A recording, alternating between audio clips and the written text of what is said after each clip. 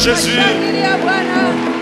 Nous acclamons le roi des rois, le Seigneur des seigneurs. C'est lui qui nous a sauvés. Il est ressuscité, il est vivant parmi nous. Reçois nos acclamations, Seigneur. Reçois nos cris de joie. Tu es Dieu. Reçois toute la gloire. Il n'y a point de Dieu comme toi, Seigneur. Alléluia. Reçois toute la gloire ce soir. Toi qui as suffi pour le salut de l'humanité. Nous bénissons ton Saint-Nom, Seigneur Jésus. À la résurrection, tu as défié la loi de la pesanteur. Tu pouvais monter au ciel avec tout ton poids sans être retenu. Parce que tu es le maître de tout. La créature ne pouvait pas retenir le Créateur au-delà des jours prévus par lui-même. Et ce soir, tu es présent. Atteins tes objectifs. Et bénis quelqu'un ce soir. Au nom de Jésus. Amen. Nous pouvons nous asseoir. Est-ce que tu peux dire au voisin shalom? Gloire au Seigneur. Alors nous bénissons le Seigneur. Est-ce qu'on peut apprécier la chorale pour ce merveilleux moment? Que Dieu vous bénisse abondamment. Nous disons merci au Seigneur pour la grâce qu'il nous accorde d'être là. Et nous voulons dire merci au Père de la maison, notre papa, pour sa marque de confiance attachée à nous, afin que nous puissions non seulement participer dans ce programme, mais aussi apporter la parole. Le thème de ce programme s'intitule Abondance, compassion, mission en Christ. Aide-moi à dire abondance, compassion, mission en Christ. C'est un thème qui a plusieurs objectifs. Et papa avait commencé avec le premier objectif. Et il a intitulé le sous-thème de l'abondance à la mission. Et lorsque j'étais en train de le suivre, en réalité, il a fait deux choses. Il a introduit et il a conclu. Est-ce qu'on peut apprécier la grâce de Dieu? Non, est-ce qu'on peut apprécier la grâce de Dieu qui est en ce lieu? Lorsqu'il continuait, je disais, mais Seigneur, qu'est-ce qui se passe? Il parle abondance, il parle compassion, il parle mission. Je me dis, mais qu'est-ce qui se passe? Mais nous bénissons le Seigneur parce que nous serons en train de mettre le brique dans cet édifice afin que nous puissions achever le plan que Dieu a prévu pour cette saison. Ce soir, j'aborde le sous-thème intitulé l'abondance spirituelle et ses missions. L'abondance spirituelle et ses missions. Prenez trois textes de base. Ésaïe chapitre 41, le verset 17 à 18. Ésaïe chapitre 43, le verset. Ésaïe 44, le verset 3. Et nous allons lire Jérémie chapitre 33, le verset 6. Je répète pour ceux-là qui écrivent. Ésaïe 41, le verset 17 à 18. Ésaïe 44, le verset 3. Et Jérémie 33, le verset 6. Je lis rapidement dans le nom de Jésus. Les malheureux et les indigents cherchent de l'eau, et il n'y en a point. Leur langue est desséchée par la soif. Moi, l'Éternel, je les exaucerai. Moi, le Dieu d'Israël, je ne les abandonnerai pas. Je ferai jaillir des fleuves sur les collines et des sources au milieu des vallées. Je changerai le désert en étang et la terre aride en courant d'eau. C'est ce que le Seigneur va faire dans quelques minutes parce que nous voulons prier.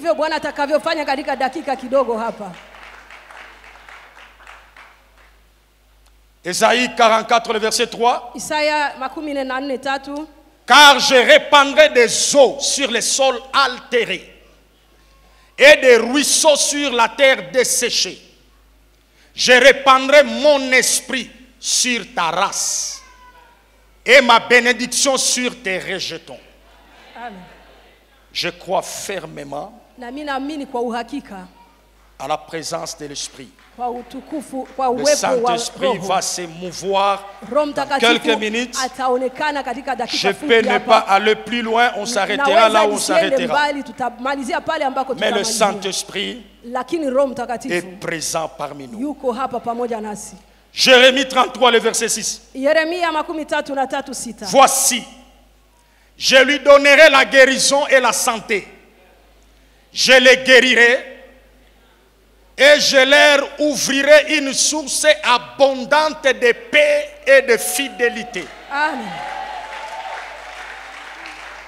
Il va guérir et il finira par donner une source abondante de paix et de fidélité.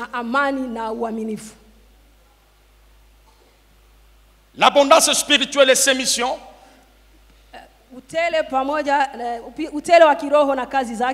Durant toutes mes interventions, je vais aborder 2 points. Le premier point, le contenu de l'abondance spirituelle.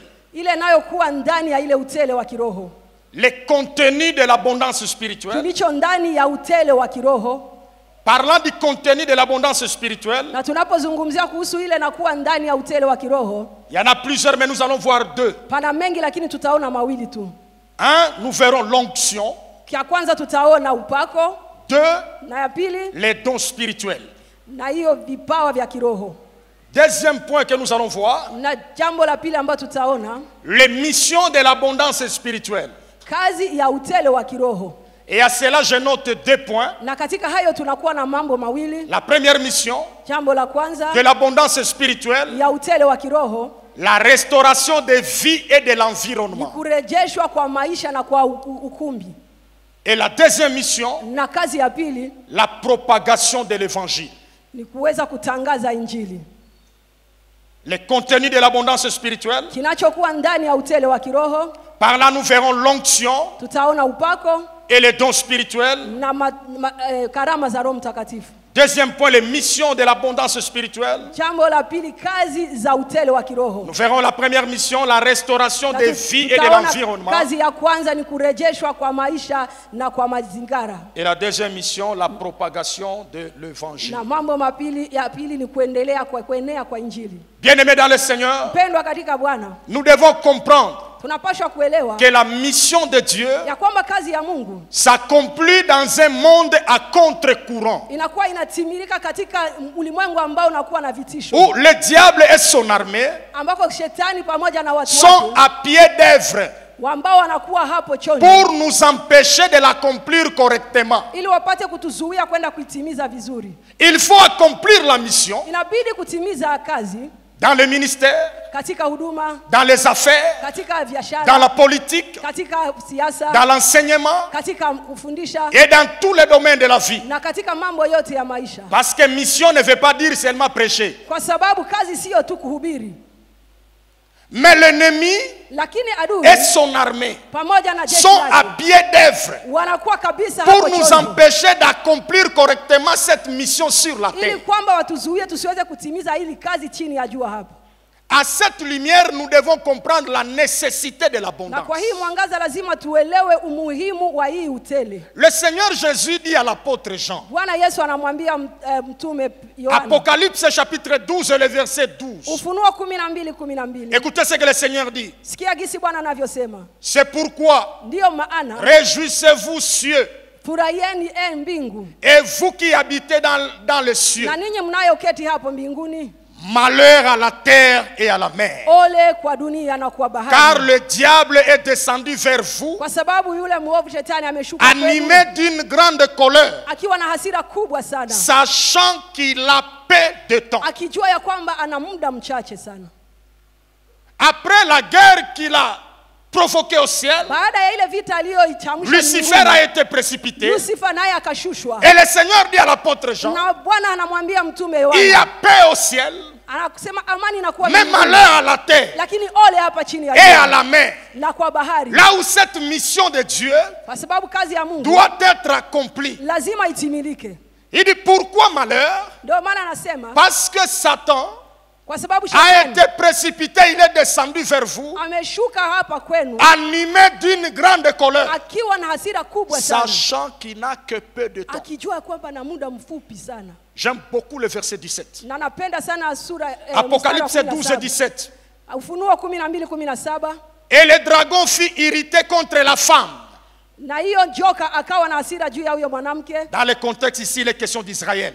Le dragon fut irrité contre la femme et il s'en alla faire la guerre au reste de sa postérité. Et à ceux qui gardent les commandements de Dieu et qui ont le témoignage de Jésus. Ça concerne l'église. Le dragon vient pour faire la guerre, non seulement à Israël, mais il vient aussi faire la guerre à ceux-là qui gardent les commandements de Dieu et le témoignage de Jésus. Bien-aimés dans le Seigneur, pour accomplir cette mission sur la terre, la mission attachée à ton existence, l'abondance spirituelle est plus qu'une nécessité. C'est ça l'environnement dans lequel nous sommes. Dans l'église, dans les familles et dans les entreprises. Il y a un ennemi qui est là. Mais qu'il le veuille ou pas, la mission de Dieu sera accomplie. Et cette mission sera accomplie par vous. Il y a plusieurs sortes d'abondance. Mais je vais focaliser toute mon intervention sur l'abondance spirituelle. Avant d'aller plus loin, c'est quoi l'abondance spirituelle? C'est quoi cette affaire? Je note deux concepts qui nous permettent de comprendre c'est quoi l'abondance spirituelle. Premièrement, l'abondance spirituelle, c'est l'entrepôt des mystères divins. C'est l'entrepôt des mystères divins illimités. Lorsque nous parlons de l'abondance spirituelle, nous serons en train de faire allusion à l'entrepôt divin. L'entrepôt des mystères divins. Vous savez, dans un entrepôt, il y a un grand espace et il y a plusieurs produits pour des usages précieux. Et cette abondance spirituelle doit être comprise comme cet entrepôt de mystères. 1 Corinthiens chapitre 4, le verset 1. L'apôtre dit ceci: nous sommes regardés comme les serviteurs de Christ et aussi comme des dispensateurs de mystères de Dieu. L'abondance spirituelle est du ressort des mystères. La raison ne peut pas saisir ça ni interpréter ces choses. Deuxième chose, deuxième concept qui nous permet de comprendre c'est quoi l'abondance spirituelle. C'est le trésor divin. Ni hiyo hazina ya kimungu. Lorsque je parle de l'abondance spirituelle, ninapoongelea utele wa kiroho, je suis en train de faire allusion au trésor divin. Niko naangalia hiyo mambo ya Mungu. Utajiri wa Mungu. 2 Corinthiens chapitre 4 le verset 7. Wa Korinto wa pili 4:7. Vous savez, le trésor c'est une mine de richesse mais qui est cachée. Hiyo gala ile utajiri wa Mungu ni kama vile kitu kimefichwa. Le trésor est toujours caché. Hiyo utajiri imefichwa tu. Et l'apôtre dit, na mtume anasema, nous portons ces trésors dans des vases de terre. Tunakuwa na hiyo utajiri katika hiyo afin que quand cette grande puissance de Dieu se manifeste, ili kwamba utukufu wa Mungu kubwa upate kudhihirishwa, que toute la gloire revienne à Dieu. Lazima utukufu. C'est quoi l'abondance spirituelle? Ni nini sasa utele wa kiroho? Comprenez à ce terme. Uelewe hivi. C'est l'entrepôt des mystères divins illimités. Ni gala ya c'est le trésor divin. Pia ni utajiri wa kimungu. Comme le trésor divin est caché, kama vile utajiri wa kimungu unafichwa, aussi longtemps que le trésor est caché, jinsi utajiri wa Mungu unafichwa, aussi longtemps que l'or, les diamants sont cachés sous la terre, hivyo dhahabu na fedha vimefichwa. On ne sait ni même pas comprendre c'est quoi son utilité. Na hatujua kuelewa ni nini iliyo kazi yake. Il faut alors ilibidi sasa que les fleuves d'eau jaillissent hiyo chemchem za maji zibubujike sur la terre, kwa ajili ya udongo, et ça provoque des érosions, na ipate kuleta mirupuko, et ce trésor qui était caché na ile utajiri ambao ilikuwa inafichwa revienne en surface. Ipate kurudi hapa yulu. Et c'est ce que le Seigneur nous a promis, vous et moi, ce soir. Na ndivyo Bwana ametuahidia wewe na mimi. Il nous a dit dans Ésaïe 41:18, ametuambia katika Isaya 14:4, je ferai jaillir des fleuves sur les collines. Nami nitabubujisha mito kwenye milima. Ici je fais allusion aux hommes et femmes qui ont déjà fait beaucoup d'expérience avec Dieu. Na hapa niko naona wanaume na wanawake ambao wamekuwa kabisa pamoja na Mungu. Wanakuwa kama vile milima. Mais le Seigneur va libérer encore l'eau sur vous. Lakini Bwana ataenda kuachilia maji jioni. Et il ajoute, il dit, na anasema akiongeza, et des sources au milieu des vallées. Tu n'as aucune expérience avec Dieu. Ça commencera ce soir. Tu es dans une vallée, mais l'eau va couler jusqu'à la vallée. Vous savez, lorsqu'on parle de l'eau dans la Bible, ça fait référence à la parole et à l'esprit. Mais le contexte de tout ce que nous avons lu ici, l'eau ici fait référence à l'esprit. Gloire à Dieu. Amen. Et il dit, je changerai le désert en étang et la terre aride en courant d'eau. La terre qui était sec deviendra un courant d'eau. Le courant d'eau est toujours caractérisé par une forte pression. Lorsque vous arrivez dans un courant d'eau, même la navigation de certains navires pose problème. J'aimerais dire à quelqu'un ce soir, le Saint-Esprit fera de toi un courant d'eau pour qu'aucune personne méchante ne navigue dans ta vie et dans tes affaires. Tu dois devenir un courant d'eau. Soyez souple et sensible. Des objectifs attachés à mon enseignement. Le premier objectif, amener tout enfant de Dieu à comprendre l'urgence du baptême du Saint-Esprit dans l'accomplissement de la mission de Dieu. Bien-aimé dans le Seigneur, il est plus qu'urgent le baptême du Saint-Esprit. L'abondance spirituelle tire sa source dans le baptême de l'Esprit.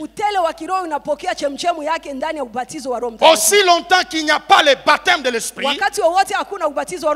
nous pouvons beaucoup parler. Nous pouvons avoir de belles phrases. Mais ça ne produira pas de résultats dans le monde spirituel. J'aimerais dire à quelqu'un, tu dois avoir soif du baptême. Matthieu chapitre 3, le verset 11. Jean-Baptiste dit, moi je vous baptise d'eau, mais celui qui vient après moi vous baptisera du Saint-Esprit et de feu. Et le Seigneur, après avoir enseigné ses disciples, il arrive, il leur dit, ne quittez pas Jérusalem, attendez. pourquoi on doit attendre? Kwa nini kungoja? Il dit le monde spirituel, ce n'est pas question de la connaissance théorique. Sema ulimwengu wa kiroho haiko. Elle est très importante, mais elle est limitée. Inakuwa ya muhimu lakini inakuwa na mipaka. Il faut que le baptême, iliabidi ubatizo, que l'abondance spirituelle vous accompagne. Utele wa kiroho ukusindikize. Sinon vous ne saurez pas être mes témoins. Kama iko hivyo hautakuwa shahidi wangu. Gloire à Dieu. Amen. 4 choses à comprendre sur le baptême du Saint-Esprit. Mambo mane kuelewa kwa ubatizo wa Roho Mtakatifu. Premièrement, jambo la kwanza, le baptême du Saint-Esprit ubatizo wa Roho Mtakatifu est la voie par excellence ni njia mojawapo pour expérimenter l'abondance spirituelle. Ili kwamba upate kuishi ile utele wa kiroho. Le baptême du Saint-Esprit ubatizo wa Roho Mtakatifu est la voie par excellence ni njia ya pour expérimenter l'abondance spirituelle. Ili uishi ile utele wa kiroho. L'abondance spirituelle n'est pas des émotions. Utele wa kiroho haiko hisia. Où on se fait soi-même la joie. Ambako wewe mwenyewe unajifurahisha furahisha. Mais il y a une joie qui découle du baptême de l'Esprit. Lakini pana furaha ambayo inatokana na hiyo ubatizo. Et c'est ce que le Seigneur va faire. Na hiyo ndio Bwana atafanya. Deuxième chose à comprendre. Jambo la pili kwa kuelewa. Ce n'est pas le baptême du Saint-Esprit sio ubatizo wa Roho Mtakatifu qui fait de toi enfant de Dieu. Ambaye anakufanya wewe kuwa mwana wa Mungu. C'est parce que tu es déjà enfant de Dieu kwa sababu umeshakuwa tayari mtoto wa Mungu que le baptême du Saint-Esprit est possible. Ndio pale sasa ubatizo wa Roho Mtakatifu inawezekana. Je voudrais dire, na ningetaka kusema, ce n'est pas quand on est baptisé du Saint-Esprit qu'on devient enfant de Dieu. Sio kwamba wakati unabatizwa na Roho Mtakatifu ndio unakuwa mwana wa Mungu. Mais on peut devenir enfant de Dieu sans recevoir le baptême de l'Esprit. Lakini unaweza kuwa mtoto wa Mungu pasipo kupokea ubatizo wa Roho Mtakatifu.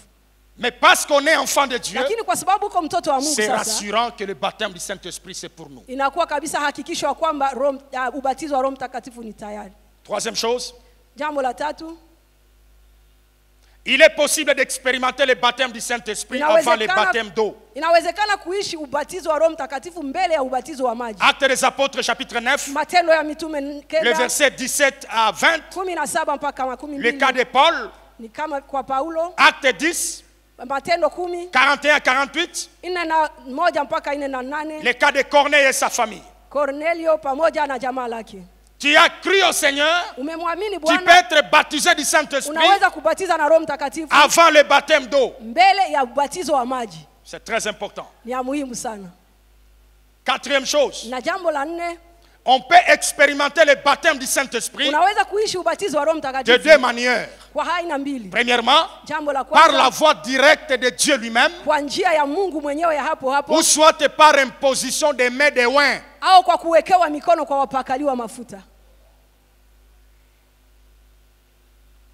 Actes des Apôtres chapitre 2, du 1er au 4e verset, nous voyons les apôtres. Personne n'a imposé la main sur l'autre. Ils ont expérimenté le baptême du Saint-Esprit.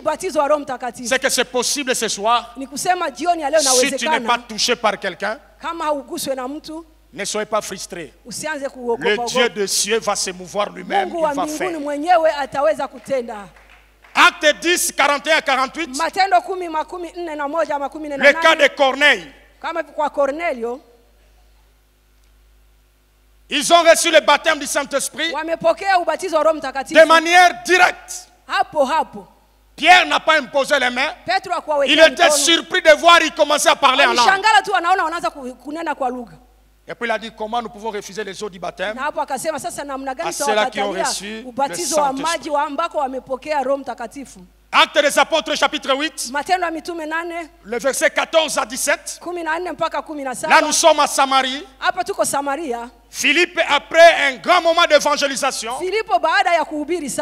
il y a des gens qui ont cru, mais il fallait qu'ils reçoivent l'Esprit. Pierre et Jean sont venus, ils ont imposé les mains. Les mains, ce sont les canaux de transmission des mystères. Et on peut toucher et tu reçois ton baptême de l'Esprit par les mains. Mais pas n'importe quelle main, les mains de oin. Actes des Apôtres 19, le verset 6. Les disciples de Jean, quand l'apôtre Paul les rencontre, il leur pose la question. Avez-vous reçu l'Esprit lorsque vous avez cru? Ils ont dit, nous ne savons ni même pas. c'est quoi le Saint-Esprit? Et la Bible dit ils leur imposèrent les mains et ils reçurent l'Esprit. Ça peut se passer de deux manières. Je me rappelle de ma petite expérience. Le Seigneur m'a fait grâce de recevoir le baptême du Saint-Esprit par la voie directe. Mais mon épouse avait reçu le baptême du Saint-Esprit par la voie indirecte. Je n'oublierai jamais le mois d'août en 2021. Nous étions dans un moment de retraite en famille. Et après la clôture, nous sommes allés voir le révérend, notre papa, afin de prier pour nous et de clôturer ce moment. Je me rappelle ce jour-là, on était avec lui, Maman Rosette, mon épouse et moi au salon. Et quand papa priait pour elle, c'est là que le baptême de l'Esprit s'est déclenché. C'est que c'est possible que ça soit de manière directe ou indirecte. Plaise à Dieu de choisir ce qu'il voudra. Gloire à Dieu. Amen. Deuxième objectif, amener tout enfant de Dieu à comprendre que l'abondance sous toutes ses formes a pour finalité la mission de Dieu. L'abondance sous toutes ses formes, y compris spirituelle dont nous parlons, la finalité c'est la mission. Le Saint-Esprit va t'équiper. Ce n'est pas pour rester à la maison. Ce n'est pas pour rester oisif, inactif, mais c'est pour la mission. Gloire à Dieu. Amen. Abordons le premier chapitre. Le contenu de l'abondance spirituelle. Et rapidement, j'aborde le premier point. L'onction. Nous comprenons beaucoup de choses. On nous a enseigné suffisamment sur l'onction. Et je vais aborder quelque chose afin que nous puissions nous plonger dans la prière. L'onction, comme le premier contenu de l'abondance spirituelle. Parlant d'onction, je vais parler de 3 points. Premièrement, c'est quoi l'onction? Deuxième point, quelques vérités à comprendre sur l'onction. Troisième point, les garde-fous d'onction. C'est quoi l'onction? Quelques vérités à comprendre sur l'onction. Et les garde-fous d'onction. C'est très important. Gloire à Dieu. Amen. C'est quoi l'onction? 3 définitions à retenir sur l'onction. Lorsque nous parlons d'onction, première des choses à comprendre, l'onction, c'est la dimension du Saint-Esprit sur la personne. La dimension du Saint-Esprit sur la personne. Ésaïe chapitre 61, le premier verset. L'Esprit du Seigneur est sur moi. Car il m'a oint. L'Esprit est sur moi. Veut dire il m'a oint. L'onction, c'est la dimension de l'Esprit sur la personne. Acte 1:8. Vous recevrez une puissance. Le Saint-Esprit surviendra sur vous.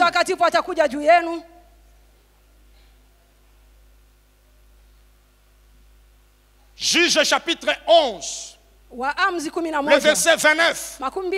Parlant de Jephthé, la Bible dit l'Esprit de Dieu était sur Jephthé.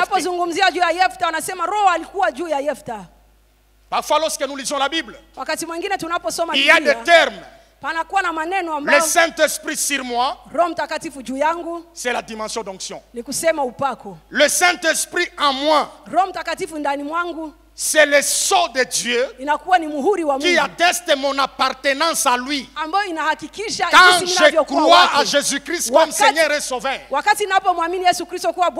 là que Paul dit dans Ephésiens 1, il vous a scellé. Le contexte de ce que Paul dit. En Éphèse, il y avait beaucoup de commerces qui se passaient et c'était beaucoup plus de grumes de bois. Et le propriétaire mettait le seau dans les grumes de bois pour dire ça m'appartient. Quand il dit il vous a scellé de l'esprit, c'est pour dire nous appartenons à Dieu. Et comment? Lors de la conversion, quand nous croyons en Jésus-Christ comme Seigneur et Sauveur, le Saint-Esprit entre en moi. Au-delà de servir du sceau de Dieu, il assure ma transformation pour ressembler à Christ. Troisième des choses, il fait de moi une habitation de Dieu en esprit.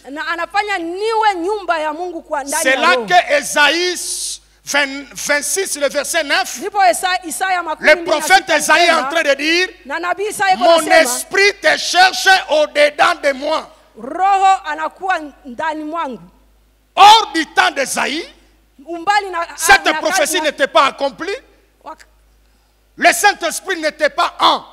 Dans l'Ancien Testament, il était sûr. Mais quand il dit mon esprit te cherche au-dedans de moi, c'était la prophétie qui concernait l'Église. Quand nous allons croire à Christ, l'Esprit viendra en nous. Et nous devenons des temples marchands. Le véritable tabernacle de Dieu. Quand je pars à Sesselka, je ne pars pas chercher Dieu à la montagne. Je monte avec Dieu qui est en moi. Je cherche un cadre calme pour prier. Ça, c'est le mystère de la nouvelle alliance. Ça, c'est la dimension de l'esprit en moi. Quand tu es venu ici, tu es venu avec Dieu en toi. Parce que Dieu est esprit. C'est là qu'il a dit, ça ne sera plus sur le mur de lamentation à Jérusalem.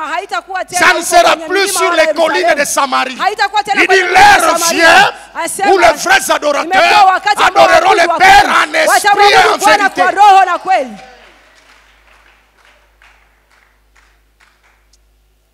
Allons à Jérusalem, en Israël, comme des touristes. Le Saint-Esprit n'est pas en Israël aujourd'hui. Le Saint-Esprit est dans l'Église. L'ensemble des Juifs et des non-Juifs qui ont crié à Jésus. Mais Israël, comme descendance biologique d'Abraham, garde l'alliance. Le Saint-Esprit avec moi, c'est le fait d'être conduit par lui dans les parcours de la destinée. Romains chapitre 8, le verset 14. Et ceux qui sont fils de Dieu sont conduits par l'Esprit. Deuxième chose à comprendre sur l'onction, c'est quoi l'onction? L'onction, c'est le revêtement de la puissance du Saint-Esprit. C'est le revêtement. C'est ici où l'onction prend l'expression du manteau spirituel. Et c'est ce manteau qui rend le croyant irrésistible dans le monde spirituel.